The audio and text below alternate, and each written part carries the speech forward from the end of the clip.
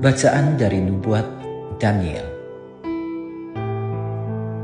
Sekali peristiwa, Raja Belshazzar mengadakan perjamuan besar untuk para pembesarnya, 1.000 orang jumlahnya. Di hadapan 1.000 orang itu, Raja minum anggur. Dalam kemabukan anggur, Belshazzar menitahkan orang mengambil perkakas emas dan perak yang telah dibawa oleh Nebukadnezar ayahnya dari dalam bait suci di Yerusalem. Sebab Belshazzar dan para pembesarnya, para istri dan gundik mereka ingin minum dari perkakas itu. Maka dibawalah perkakas emas dan perak yang dirampas dari dalam bait suci rumah Allah di Yerusalem. Lalu raja dan para pembesarnya, para istri dan gundik mereka minum dari perkakas itu. Mereka minum anggur dan memuji-muji para dewa yang dari emas dan perak, tembaga, besi, kayu, dan batu.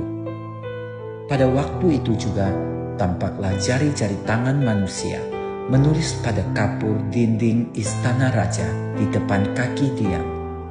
Raja sendiri melihat punggung tangan yang sedang menulis itu.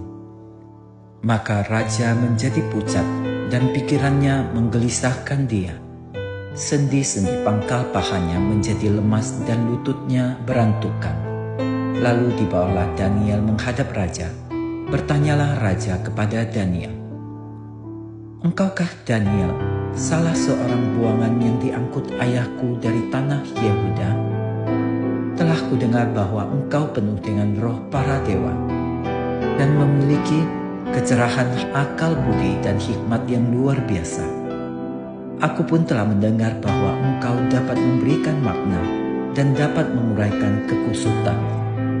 Oleh sebab itu, jika engkau dapat membaca tulisan itu dan dapat memberitahukan maknanya kepadaku, maka kepadamu akan dikenakan pakaian dari kain ungu, dan pada lehermu akan dikalungkan rantai emas, dan dalam kerajaan ini engkau akan mempunyai kekuasaan sebagai orang ketiga."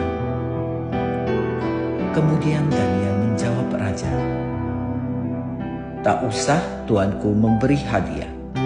Berikanlah kepada orang lain saja. Namun demikian, aku akan membaca tulisan itu bagi tuanku dan memberitahukan maknanya. Tuanku telah menyombongkan diri terhadap yang berkuasa di surga. Perkakas dari baitnya dibawa orang kepada tuanku.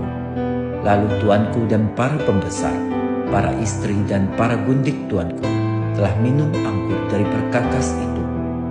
Tuanku telah memuji-muji para dewa dari perak dan emas, dari tembaga, besi, kayu, dan batu, yang tidak dapat melihat atau mendengar ataupun mengetahui.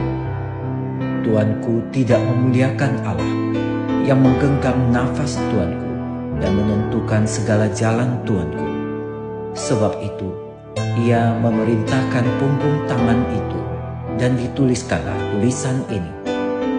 Beginilah tulisan itu: Mene, Mene, Tekel, Ufarsin.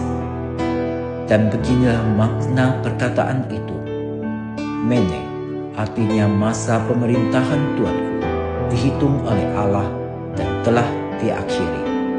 Tekel artinya tuanku telah ditimbang dengan neraca dan didapati terlalu ringan. Urfasim, kerajaan tuanku dipecah dan diberikan kepada orang Media dan Persia. Demikianlah sabda Tuhan. Syukur kepada Allah.